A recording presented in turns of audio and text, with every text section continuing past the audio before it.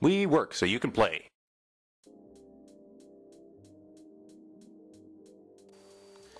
Okay, so for faces then, we're going to use 3 colours again like we did with the armour, and this time the colours are going to be Dark Flesh, Dwarf Flesh and Elf Flesh.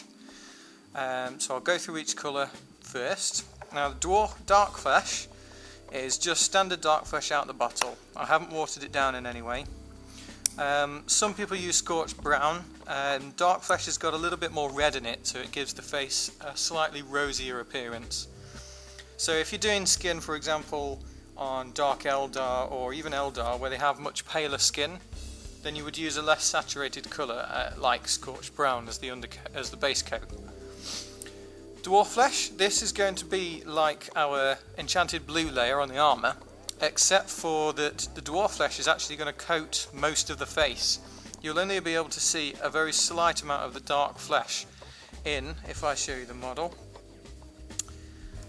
where his sort of jowl lines are, in obviously the recesses under the eye, around the nose. That's pretty much the only places you'll be able to see the dark flesh. And as a highlight, we're going to use Elf Flesh. And I think these 3 colours work particularly great in conjunction with each other. Vallejo equivalents, you've got Elven Flesh for Elf Flesh, Dwarven Flesh for Dwarf Flesh, and I forget the Dark Flesh one, but if you check over there or over there, whichever side, then you'll be able to see the Vallejo equivalent. So let's start then. We have just a standard brush again, same one we were using in the previous video, and I'm using the Dark Flesh. Just crack it open. So it's completely unwatered down, and yes, I am painting directly from the pot, sue me. Take a fair amount because this is going to be the base coat, and quite simply all we're going to do, if I can get in a decent shot range, focus, there we go, is coat the entire face with dark flesh. So neatness doesn't really matter in this case, because we want as homologous a coat as possible. And what that means is just basically you won't be able to see the black underneath. And after every stage, I will post a still of that particular stage, so you will be able to see a close-up. This is about as close as I can get with this camera at the moment.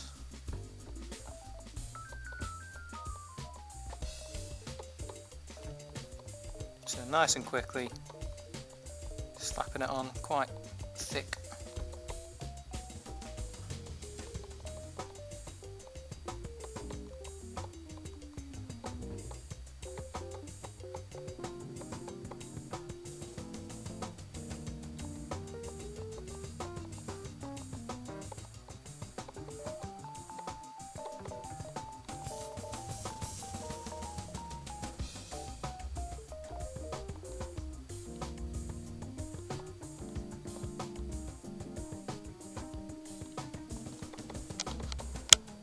And there we go. Just touch it there.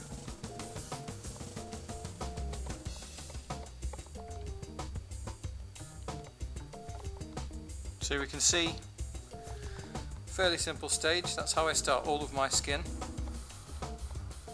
Let's see if we can get a nice close up on there. So I'll pause the video, let the paint dry, and take a quick snapshot so you can see a decent close-up, and then we'll crack on with stage 2. The dark flesh has dried. We're going to move to our next stage, which is Dwarf Flesh. This has been watered down once again, 2:1 paint to water, like most of my paints. I have used a bit of flow improver in this as well, just to give me a little bit more control. So just for the first stage, what we're aiming to do is cover the dome of the head. Now you will find when painting with these colours that you will need to do multiple coats, because these are not strong colours in any way. So just begin by shading in the head, now leaving a gap just above the eyebrow.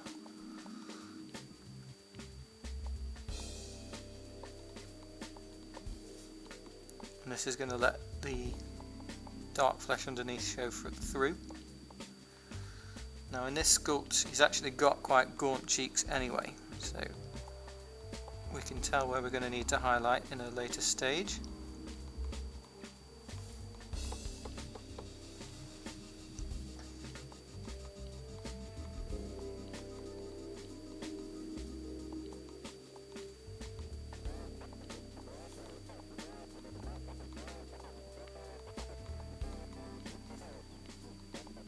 Now it's worth pointing out that this isn't the only way to paint faces. A lot of people would use, for example, Talon flesh and then wash with Ogrin flesh maybe. That's alright, although when I'm painting I prefer to have more control. So by layering I am saying where I want the highlights to be, and I'm not just relying on the sculpt. Because as good as the sculpts are, and let's be honest, they're pretty good from Games Workshop, they're not going to be able to put in as much detail as you will be able to do with your paint. If you can control where that paint's going, then all the better really.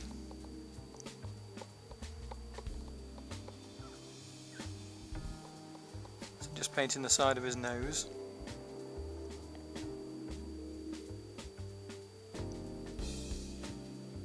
And down towards his jaw.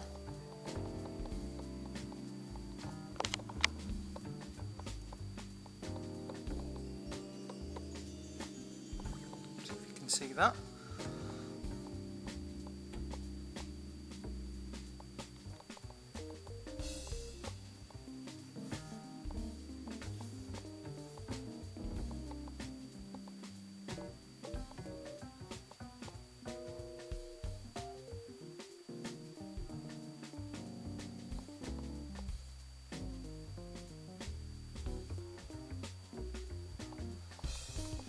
Now you probably want to, if you have a lot of faces to paint, then I would recommend using just Talon flesh and a wash, but seeing as this is a tutorial on layering,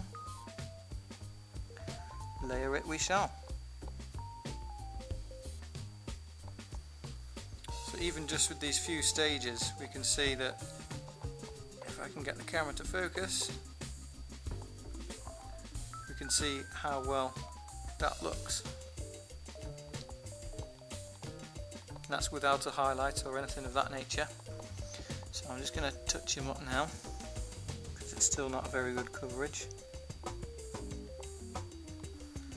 And I do realise I just said I'm going to touch him up now.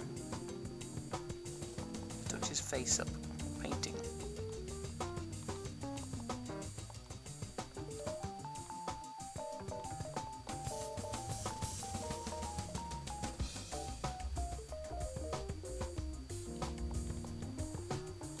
Do the other side of his nose.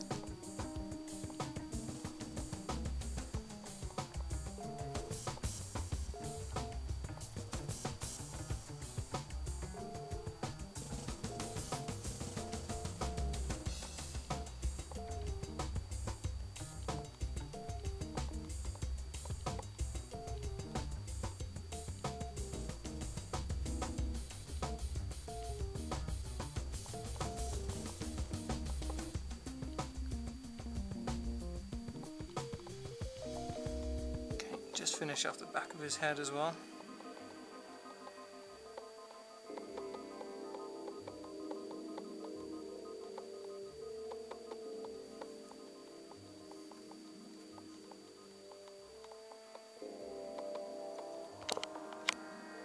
So there we go. That's that stage complete. Alright, just a little bit more on his dome. So now, having painted that, we can move on to doing a highlight. So I'll let it dry, take a close-up photo so you can see more clearly what I've done, and then we'll come on to stage 3. So stage 3 of painting the face is to use elf flesh. Same again, watered down 2:1, and this time I'm going to use my 10-0 brush because it's a little bit easier to work with now we're focusing on some of the finer details. So there are plenty of good guides on where to highlight the face on the internet, but in general it's the nose obviously, the lips, the cheekbones, the eyebrows, any of the raised areas. So I'm going to start, I've loaded my brush, just going to start by painting his nose, so just a very little bit on the end of his nose, like so. We'll do his eyebrows as well. Now it's worth mentioning that most Marines in any pictures that you see anywhere have not got eyebrows. For some reason they lose all the facial hair, apart from Space Wolves of course.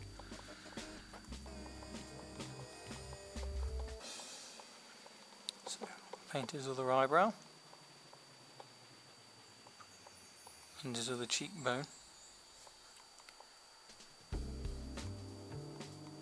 Now the only other places we need to do are his upper lip and his lower lip, his chin, leaving a gap of the dwarven flesh, and just round the side of his face as well.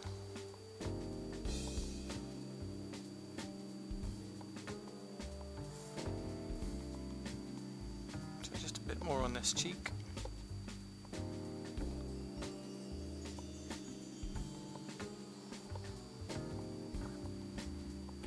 And then we'll give him some forehead lines. And really that's it. That's all the stages that I use to paint skin. Again, not competition quality, but high tabletop quality. I'll let that stage dry and take a picture, and we'll move on to the next stage.